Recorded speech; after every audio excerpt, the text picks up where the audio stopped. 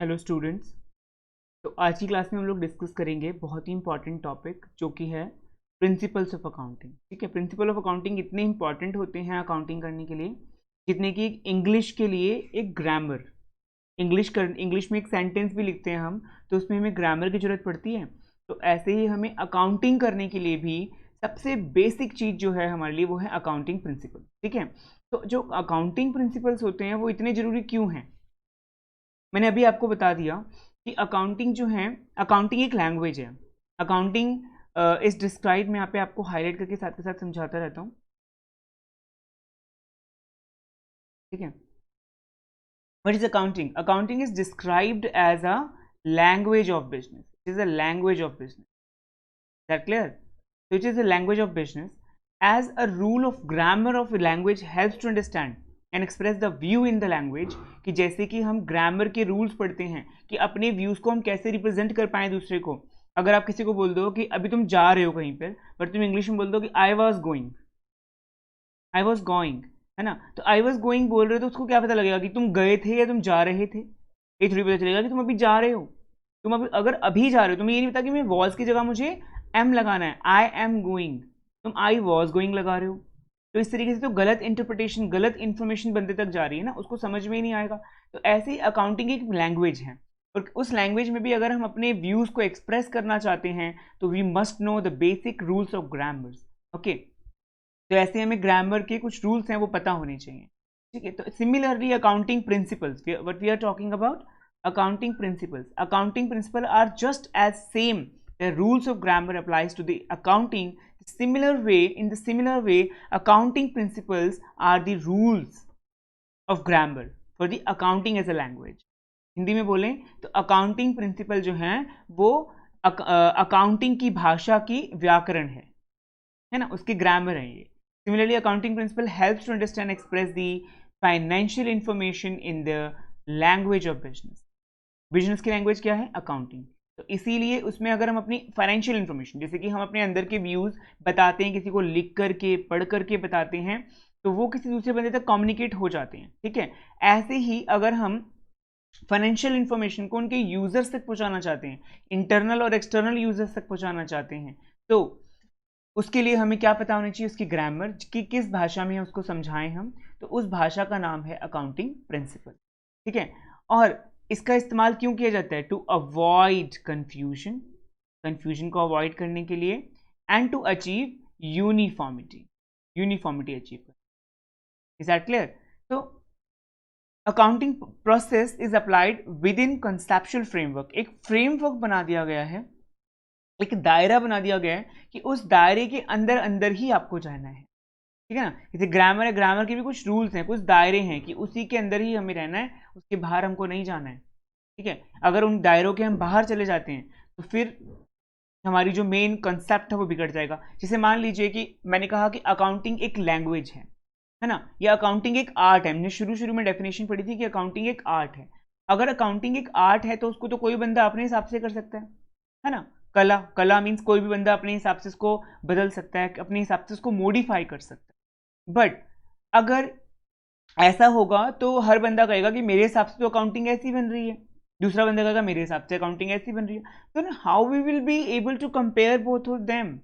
हम तो किसी एक पे विश्वास ही नहीं कर पाएंगे ना कि कौन सी करेक्ट है और कौन सी गलत है। तो आपको सिंपल ये समझ के चलना है कि एक ऐसा रूल अप्लाई हो जाए जो सभी के लिए इक्वल हो और सभी उसको एक्सेप्ट भी करें। ठीक है, तो इस तरीके से मैंने एक एग्जाम्पल जब मैं क्लास में पढ़ा रहा था मैंने समझाया था कि जैसे मान लीजिए कि आपकी मम्मी जो है आपके घर के सारा खर्चों का डिटेल बना के रखती हैं। ठीक है, और मान लीजिए कि छुट्टियां आ गई हैं गर्मियों की, आप सबके साथ में उनको जो है नानी के घर जाना है, तो मतलब वो अपनी मम्मी के पास जा रही हैं और अब खर्चों का रिकॉर्ड पापा के हाथ में आ गया बनाने के लिए। तो मम्मी चली गई हैं और पापा रिकॉर्ड बना रहे हैं। मम्मी अपने हिसाब से बनाती थी क्योंकि कोई थंब रूल तो है नहीं, there is no thumb rule. Thumb rule का मतलब कि कोई ऐसा कोई written hard and fast rule नहीं होता कि भाई ऐसे ही लिखना है मम्मी को। मम्मी ने तो उठाया भाई किस डेट को क्या खर्चा किया, कुछ भी उठा करके एक कॉलम में लिखना शुरू कर दिया। ठीक है, अब जो है मम्मी ने बोला कि मम्मी जब जा रही हैं तो मम्मी पापा को कॉपी पकड़ा के जा रही हैं कि देखिए इस नोटबुक में आपको जैसे मैंने लिखा है एग्जैक्टली वैसे ही लिखना है आपको, कि कैसे कैसे खर्चे किए जाते हैं और क्या पैसे कहाँ से आते हैं कहाँ जाते हैं, सब कुछ आपको रिकॉर्ड मेंटेन करके रखना है। ठीक है। अब जब मम्मी चली गई तो पापा बड़े कंफ्यूज हो गए, भाई कैसे लिखूं मैं उसको, है ना, वो उन्होंने अपने तरीके से लिख दिया। अब जब महीने का बजट तैयार हुआ अगले महीने का, तो बड़ी कंफ्यूजन हुई मम्मी को कि पापा ने अलग तरीके से लिख दिया, मम्मी ने अलग तरीके से लिख दिया। They are not able to compare and merge it up, उसको ना वो मर्ज कर पा रहे हैं ना उनको कंपेयर कर पा रहे हैं, कंफ्यूजन ही कंफ्यूजन क्रिएट हो चुकी। तो अगर वो कुछ ऐसा प्रिंसिपल बना लें या फिर ऐसी लाइनें बना लें कॉपी के अंदर कि भाई यहाँ पे खर्चा ही लिखना है, यहाँ पे इनकम ही लिखनी है, यहाँ पे दूध के ही खर्चे लिखने हैं, यहाँ पे घर के ग्रॉसरी के खर्चे लिखने हैं, तो इस तरीके से अगर वो करते तो दोनों के लिए वो चीज़ें एक्सेप्टेबल थी, दोनों को वो चीज़ें समझ में आती। लेकिन उसके लिए दोनों की म्यूचुअल अंडरस्टैंडिंग होना बहुत जरूरी है, दोनों को वो बात समझना जरूरी है, दोनों के लिए उस चीज़ को एक्सेप्ट करना जरूरी है। तो ऐसे ही हमारे जो अकाउंटिंग प्रोसेसेस होते हैं वो एक कंसेप्चुअल फ्रेमवर्क में लाई करते हैं, और उसका नाम हमने दिया है gap. What is this gap? This is generally accepted accounting principles. Okay, generally accepted accounting principles. जो सभी एक्सेप्ट करें, generally means accepted by general people, general public ने इसको एक्सेप्ट कर लिया, ठीक है। तो गैप नाम दिया गया है। हम एक एक करके इसके बारे में डिटेल में समझते हैं। Gap, these are the basic rules, just understand it is basic rules, ठीक है, that define the parameter and constraints. What does mean parameter and constraints? ध्यान से मेरी बात समझेंगे। हम यहाँ पे वर्ड यूज कर रहे हैं पैरामीटर एंड कॉन्स्ट्रेंट, ठीक है। पैरामीटर मतलब कि रुका, मतलब कि एक रिस्ट्रिक्शन कह सकते हो, या फिर एक फ्रेमवर्क कह सकते हो, एक दायरा कह सकते हो, कि उसके अंदर वो डिफाइन कर देता है कि ये लिमिट्स हैं, you can go beyond it. तुम उसके बाहर, कॉपी के बाहर थोड़ी ना लिख सकते हैं। एक कॉपी एक दायरा बता देती है कि आपको उसके अंदर तक लिखना है, then you have to change the line. ऐसे ही गैप एक दायरा बता देते हैं कि आपको इतने दायरे में काम करना है, इसके आगे आप नहीं जा सकते हो, ठीक है। अकाउंटिंग भी उसी में ऑपरेट करती है। On the basis of these rules, इन्हीं रूल के बेसिस पर फाइनेंशियल स्टेटमेंट्स को प्रिपेयर किया जाता है। That means these rules are the guidelines, ये एक तरीके से मार्गदर्शन का काम करती है, गाइडलाइंस का काम करती हैं कि कैसे हमें फाइनेंशियल स्टेटमेंट्स प्रिपेयर करनी है, ठीक है। तो हमने इनको दो कैटेगरी में ब्रॉडली डिवाइड कर दिया है, एक तो फंडामेंटल अकाउंटिंग एजम्पशंस और दूसरा other concept and accounting principle. Very simple and interesting to understand. Fundamental accounting assumption तीन है, सिर्फ तीन आपको सिर्फ याद कर लेनी है, तीन: going concern assumption, consistency assumption and accrual assumption. इसको हम पहले शॉर्ट में समझ लेते हैं कि ये होती क्या है। देखिए, एक्रूअल पहले हम करते हैं गोइंग कंसर्न। अगर कोई भी बंदा आज बिजनेस अगर ओपन कर रहा है तो उसके अंदर ये इंटेंशन नहीं है, ये उसका मकसद नहीं है कि बिजनेस वो आगे आने वाले 2-4 सालों में अपने बिजनेस बंद करके और कोई और बिजनेस स्टार्ट करेगा, है ना। अगर आप घर बना रहे हो तो आप ये सोच के नहीं बनाते हो कि हम घर जो है 2-4 साल में 5 साल में तोड़ देंगे। अगर घर ऐसे सोच के कोई बनाए तो हर बंदा कोई ऐसा लेंटर अपने घर में सुंदर सुंदर टाइलें, है ना, सुंदर सुंदर ये ना लगवाए चीज़ें जो वो लगवाता है। कोई सुंदर सुंदर वॉश बेसिन लगाया है, वॉश बेसिन लगवाया है, इतनी सुंदर किचन में बाथरूम में टाइल्स लगवाई हैं, टूटियाँ लगवाई हैं, शावर, तो वो इतना सोच के लगाएगा तो इसका मतलब ये कि वो सोच रहा है ना कि 10-20 साल आने वाली उसकी जनरेशन भी उसको यूज़ करेगी, है ना, वो खुद भी उसको यूज़ करेगा, आने वाली जनरेशन भी यूज़ करेगी। तो गोइंग कंसर्न का मतलब है कि बिजनेस ये मान के, एजम्पशंस है बेटा, एजम्पशन का मतलब होता है कि कुछ मान करके शुरू करना है हमको। देखो, अगर मैथ्स में हम ये कहें कि नहीं हम तो नहीं मान रहे, अगर मैथ्स में आप हर चीज़ को लेट एक्स करके चलते हो ना, कि अगर फादर की एज सन की एज से अगर 6 टाइम्स है तो बताइए 10 साल बाद दोनों की एज कितनी होगी। 10 साल बाद दोनों की एज, फादर की एज सन की एज की 2 टाइम्स है, तो फादर और सन की प्रेजेंट एज निकालिए। तो आप you will be very confuse कि how will you solve the question if you will not let something. तो हमें कुछ ना कुछ तो मानना पड़ेगा ना बेटा, कुछ भी रूल बनाने से पहले, कुछ भी सॉल्व करने से पहले we have to let it, हमें एज्यूम करना पड़ता है। तो ऐसे ही अकाउंटेंसी के भी प्रिंसिपल्स बनाने से पहले हम लोगों को कुछ एज्यूम करना पड़ा, कुछ मानना पड़ा कि भाई ऐसे ही होना चाहिए और ऐसे ही होगा। तो जैसे कि गोइंग कंसर्न अजम्पशन हमने मान ली कि बिजनेस अगर हम अकाउंटिंग करना शुरू भी करें तो हम ये मान के शुरू नहीं कर सकते कि भाई आने वाले टाइम में वो बिजनेस बंद हो जाएगा। कोई बंदा शादी करने जाता है, थोड़ा ये थोड़ी ना सोच के शादी करता है कि 2-4 साल बाद उसको तलाक ले लेना है या फिर डिवोर्स ले लेना है। क्या बंदा ऐसे अगर उसको पता हो कि मेरा 2 साल बाद डिवोर्स हो जाएगा, why would he plan, why would he spend lots of lakhs of money on his marriage, कि वो इतने सारे लोगों को इकट्ठा करके और इतना सारा खर्चा क्यों करेगा बेचारा बेवकूफ, जाके इतनी फॉर्मेलिटी करेगा, वीडियोग्राफी बनाता है ये सोच करके। ये थोड़ी ना सोचता है कि अगले साल एक और वीडियोग्राफी बनाऊंगा, किसी और के साथ शादी करूंगा, है ना, नो। तो going concern business is like that, going concern assumption is that कि जो बिजनेस है वो अनफोर्सीन टाइम तक चलता रहेगा, या फोरसीएबल पीरियड तक, फोरसीएबल टर्म यूज करूंगा मैं, दैट मीन्स लॉन्ग पीरियड, ठीक है ना, लंबे समय तक चलता रहेगा, और हमें उसका कोई ऐसा मकसद ना हो कि हम उसको स्केल डाउन कर दें उसके ऑपरेशन। ओके, चलिए अगला है हमारा कंसिस्टेंसी अजम्पशन। कंसिस्टेंसी अजम्पशन का मतलब होता है बच्चे कि एक बार जो तरीका आपने अडॉप्ट कर लिया उसी तरीके को आपको साल दर साल अडॉप्ट करते चलना है। ये नहीं है कि आपने आज ये तरीका अडॉप्ट किया, कल आप कोई दूसरा तरीका अडॉप्ट करोगे। ऐसा देखो, अकाउंटिंग में ना मैथ्स की तरह नहीं होता कि किसी भी तरीके से निकालो आंसर तो वही आएगा। ऐसा नहीं होता कि अगर आपने linear equation with two variables को आप सॉल्व करने लगे हैं, 10th क्लास की बात करो, डोंट हेजिटेट, मैथ्स वाले स्टूडेंट में मैथ्स नहीं है वो घबराए नहीं। तो सिंपली कहने का मतलब ये है कि अगर हम linear equation with two variables को अगर हम सॉल्व कर रहे हैं तो सिंपली ये मतलब नहीं है उसका कि हम अगर एलिमिनेशन मेथड से करेंगे तो आंसर कुछ और आएगा, सब्सटीट्यूशन से करेंगे तो कुछ और आंसर आएगा, दोनों से आंसर सेम ही आएगा। लेकिन अकाउंटिंग में ऐसा नहीं होता।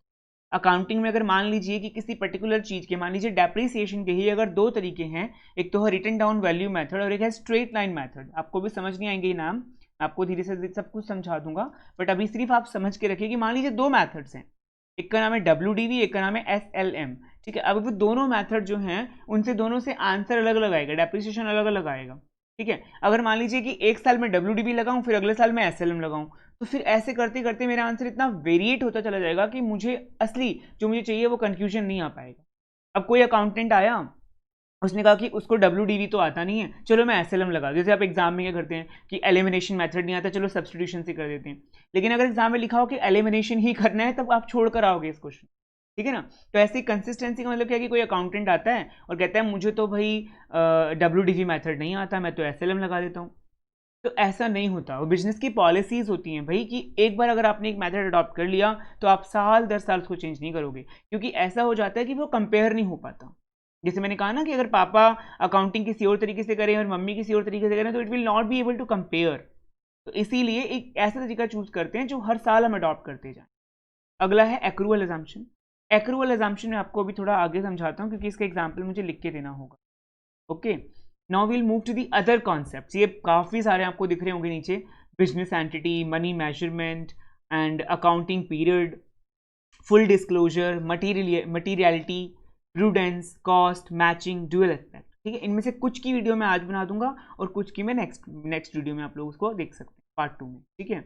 जैसे कि अब मैं यहाँ पे ये चीज़ डिस्कस नहीं कर रहा अभी मैं इधर चाहता हूँ डायरेक्टली कि अकाउंटिंग प्रिंसिपल के मीनिंग और डेफिनेशन की बातें करते हैं। तो अकाउंटिंग प्रिंसिपल का मीनिंग क्या होता है, मैंने बताया अभी कि ये रूल ऑफ एक्शंस हैं। These are the rule of action, कैसे काम करें, ठीक है ना। एक्शन मीन्स कंडक्ट, कैसे काम करें, ठीक है। और ये कौन अडॉप्ट करता है, ये अकाउंटेंट अडॉप्ट करता है, हमारा प्यारा प्यारा अकाउंटेंट अडॉप्ट करता है, ठीक है, जो कि आप बनेंगे, चाहे अकाउंटेंट चाहे चार्टर्ड अकाउंटेंट, जो भी बनना है लाइफ में परफेक्ट बनना, ठीक है। तो अकाउंटेंट हमारा इसको अडॉप्ट कर रहा है, यूनिवर्सली सारे विश्व के अकाउंटेंट यही तरीका अडॉप्ट कर रहे हैं वाइल रिकॉर्डिंग बिजनेस ट्रांजेक्शन, ठीक है ना। तो मतलब एक ही तो भाषा होगी ना, इंग्लिश की ग्रामर तो एक ही, चाहे वो कितनी भी, देखो बोलने के तरीके कुछ भी हो सकते हैं। You will say development, you will say development, कुछ भी बोलिए आप बोलेंगे तो डेवलपमेंट ही अल्टीमेटली, है ना। ग्रामर अगर आप बोलोगे कि I do it, I will do it, दोनों में तरीके हैं बोलने में, लेकिन बोल तो आप बोल रहे हो कि हाँ मैं काम करूंगा भाई।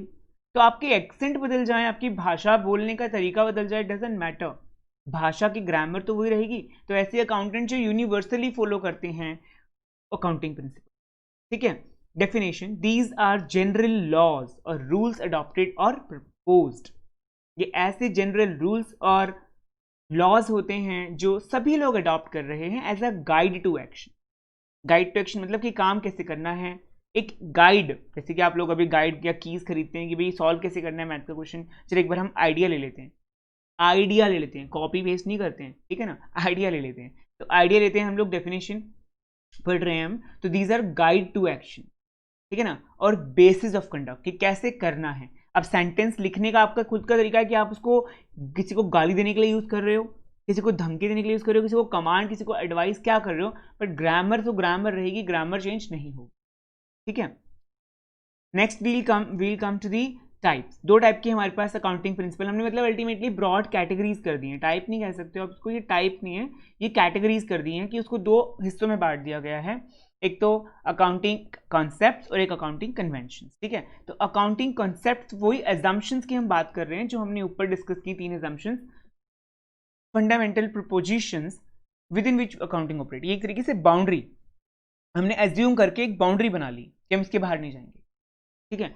ऐसी अकाउंटिंग कन्वेंशन, कन्वेंशन वर्ड से आप समझ जाते हो, एकदम से माइंड में हिट होता है, कन्वेंशन मीन्स परंपरा, यूजेस, कस्टम्स, कि जो हमारे पूर्वज करते थे वैसे ही हम करें।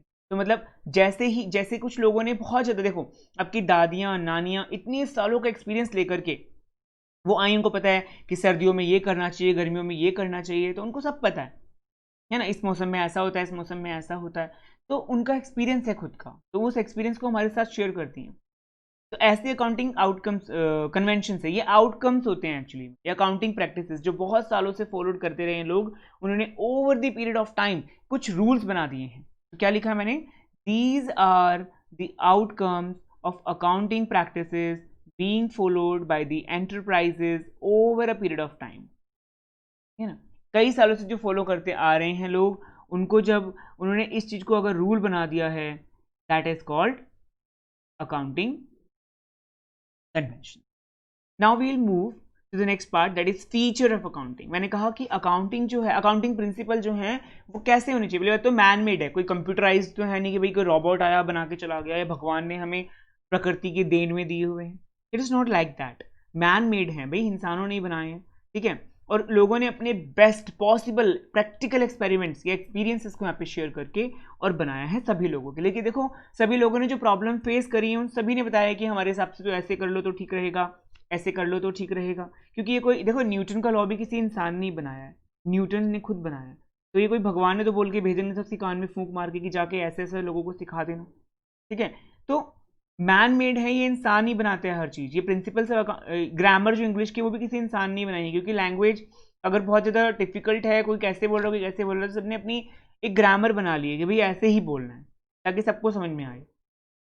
फ्लैक्सिबल है, कोई परमानेंट नहीं है कि भाई एक बार बन गए लिख गए तो कभी चेंज ही नहीं हो सकते, ऐसा नहीं है, चेंज होते हैं। जैसे कि मैंने ऊपर भी लिखा हुआ है यहाँ पे कि पहले इंटरनेशनल अकाउंटिंग स्टैंडर्ड्स थे, अब वो चेंज होकर के IFRS बन चुके हैं, US गैप, US के अलग स्टैंडर्ड्स हैं, हमारी इंडिया के अंदर भी अकाउंटिंग स्टैंडर्ड्स हुआ करते थे, अब वो चेंज होकर के इंडियन अकाउंटिंग स्टैंडर्ड कर दिए, उनकी लैंग्वेज चेंज कर दी है। पहले लोग मानते थे कि ऐसे अकाउंटिंग करनी है, अब उन लोगों ने सोचा कि ऐसे तो गलत रिप्रेजेंटेशन हो जाती है ना। मान लीजिए कि कोई खर्चे को, वो कहते थे कि इस चीज़ को खर्चा मान लो, लेकिन वो चीज़ खर्चा मानना गलत हो सकती है, तो क्या करते हैं उस चीज़ को फिर कहते हैं कि एसेट मान लो। तो इस तरीके से अकाउंटिंग जो है वो आते टाइम आते वो ऐसे हो जाएगी कि कुछ ना कुछ उसमें चेंजेस होते रहेंगे, वो परमानेंट नहीं है, वो फ्लैक्सिबल है, बच्चे इतना समझना है। और जनरली एक्सेप्टेड का मतलब उसको सभी लोग एक्सेप्ट करेंगे, माने कि उसकी 3 कंडीशन अगर पूरी हो जाएंगी तो उसको जनरली एक्सेप्टेड माना जाएगा। जैसे कि रेलेवेंस, अगर कोई चीज सभी के लिए रेलेवेंट है, देखो सभी लोग एक चीज को मानेंगे क्यों, बेवकूफ थोड़ी वहां बैठे हैं सभी के, भाई 4 लोग डिसाइड कर लें और सभी पूरा देश विश्व उसको मानना शुरू कर दें, नहीं, वो सभी बिजनेसेस के लिए रेलेवेंस हो, रेलेवेंस मतलब कि आवश्यक, जरूरी, ऑब्जेक्टिव, सबका मकसद पूरा हो रहा हो उस चीज से, तो तभी तो सब लोग मानेंगे, है ना। मान लीजिए कि कोई कहता है कि ऑनलाइन क्लासेस ले लीजिए, अब ऑनलाइन क्लासेस लेने के लिए लोग सोचते हैं हाँ भाई हमारे लिए जरूरी है, तुम्हारे लिए जरूरी नहीं है, जिनके लिए जरूरी है वो मानेंगे, जिनके लिए जरूरी नहीं है वो नहीं मानेंगे। ऑब्जेक्टिव, सबको समझना है, पढ़ना है, तो सबका ऑब्जेक्टिव है कि हाँ भाई हमारा मकसद है कि हमें पढ़ना है, तो जिन जिनको लगता है हमारा मकसद पढ़ना है वो लेंगे ऑनलाइन क्लास, बाकी नहीं लेंगे। फीजिबिलिटी, किसी के पास इंटरनेट है, किसी के पास इंटरनेट नहीं है, वो नहीं, जो लेना भी चाहता है उसके पास फीजिबल नहीं है, पॉसिबल नहीं है कि उसको इंटरनेट बहुत स्लो चल रहा है, या फिर वो मान लो दिल्ली में नहीं है, किसी बहुत अपने गांव गया हुआ है, वहाँ पे नहीं आ रही उनकी इंटरनेट एक्सेस, तो कैसे लेगा।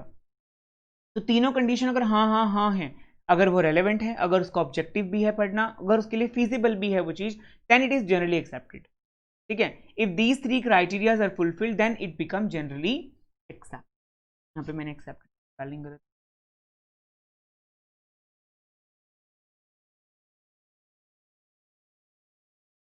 एक्सेप्टेड।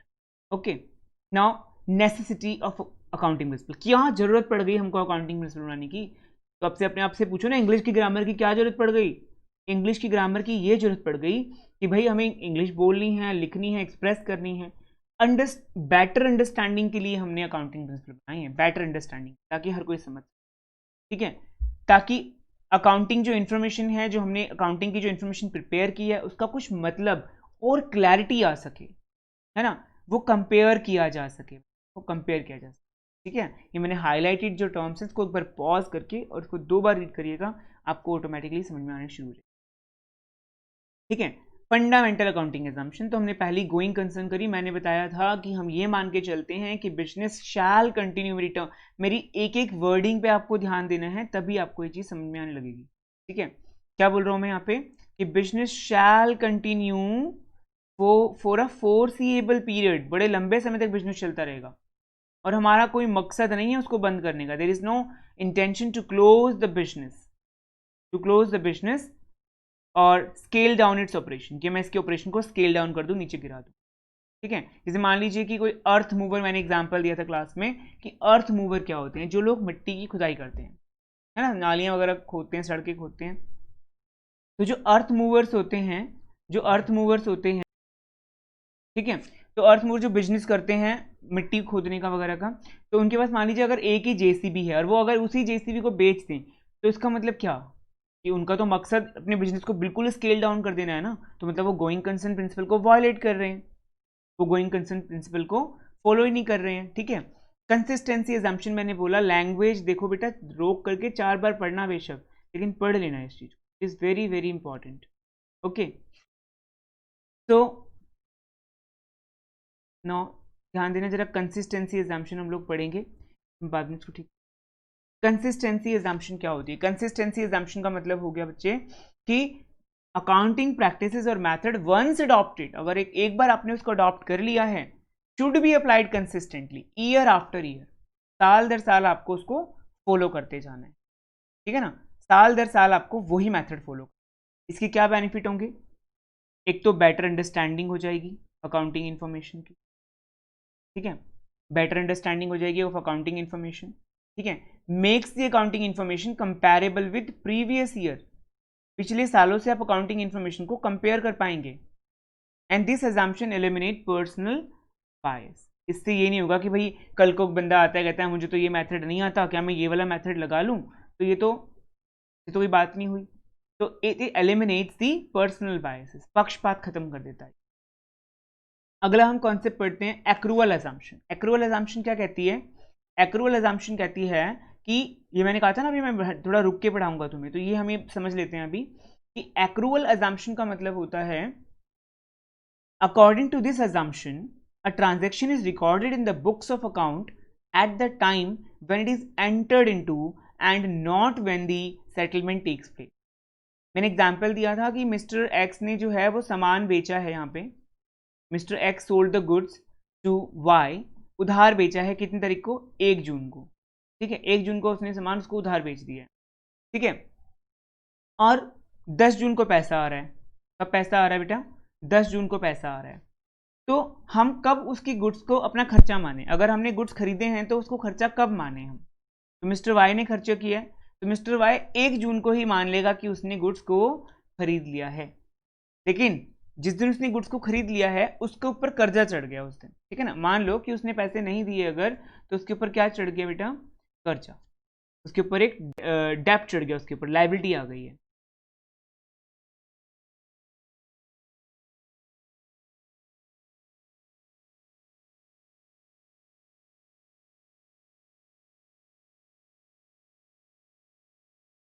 उसके ऊपर एक लायबिलिटी आ गई है कि अब उसको कर्जा चुकाना पड़ेगा किसी भी हालत में।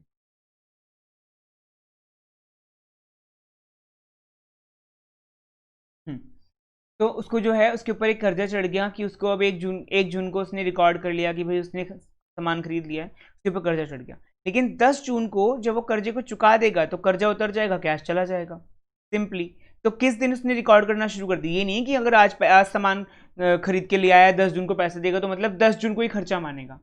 ये नहीं कि अगर आपने 1 जून से क्लासेस स्टार्ट कर ली लेकिन अगली 1 जुलाई आ चुकी है और आपने फीस नहीं दी, आपने आकर के 10 जुलाई को फीस दी है, तो इसका मतलब ये नहीं कि आपकी जो खर्चा हुआ है एक्चुअली में 10 जुलाई को हुआ है, या मेरी इनकम 10 जुलाई को हुई है, मेरी इनकम 1 जुलाई को ही हो गई थी जैसे आपका 1 मंथ पूरा हुआ था।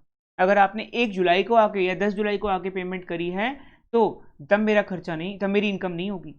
जिस दिन आपने मेरे से बेनिफिट ले लिया किसी चीज़ का, ठीक है, और आपका बेनिफिट एक्सपायर हो गया है पर्टिकुलरली, देन वो मेरे लिए उस दिन मेरे लिए वो इनकम बन जाती है। ठीक है, तो यही यहाँ पे मैंने समझाया हो। ठीक है, अकाउंटिंग प्रिंसिपल्स हम नेक्स्ट पार्ट में कंप्लीटली डिस्कस करेंगे।